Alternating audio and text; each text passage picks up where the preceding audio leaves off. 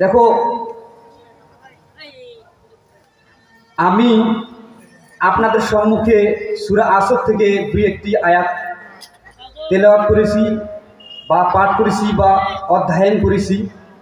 এই আয়াতকে সামনে রেখে আমার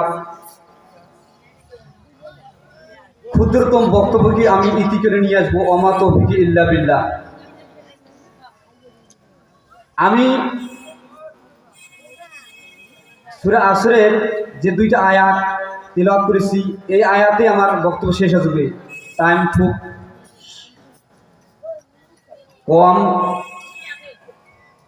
আল্লাহ রাব্বুল আলামিন বলেছেন ওয়াল আসর, বাই দা টাইম। ইংলিশে বলছে, যেখানে দেখবেন আল্লাহ কসমের কথা বলছেন, ওয়াও এখানে এসেছে। এখানে ওয়াও একটা মানে হচ্ছে অ্যান্ড, আর একটা ওয়াও নিয়ে এসেছে কসমের জন্য। দেখবেন ওয়াতিন, বাই দা ফিগ, ওয়া জাইতুন, বাই দা অনিয়ন, ওয়াতুরি, তারপরে বাই দা মাউন্ট।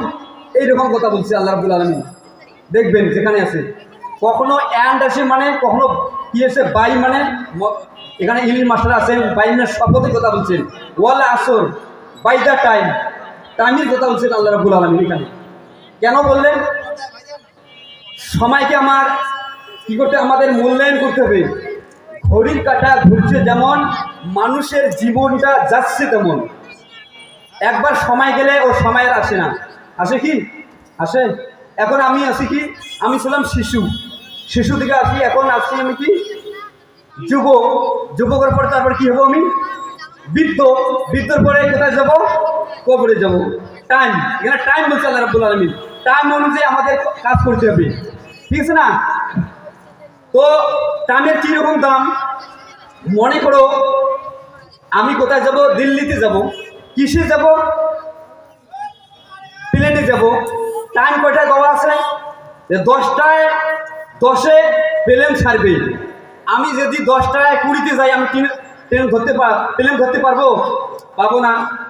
সময়, বিশাল সময়ের দাম আল্লাহর উপর বলছে। তাই আমাদের সময়কে মূল্যায়ন দিতে হবে, সময়কে কি দিতে হবে? দাম দিতে হবে। আল্লাহ রাব্বুল আলামিন বলছেন ওয়াল আসর, সময়ের বিশাল দাম। ভাই, আমরা সময়কে মূল্যায়ন দিতেছি না, টাইম দিতেছি না। মানুষ, সব মানুষ কোথায় আছে? ক্ষতিগ্রস্তের মধ্যে রয়েছে। আল্লাহ বলছেন তো টাইম দিবে, অনেক বিশ্লেষণ রয়েছে।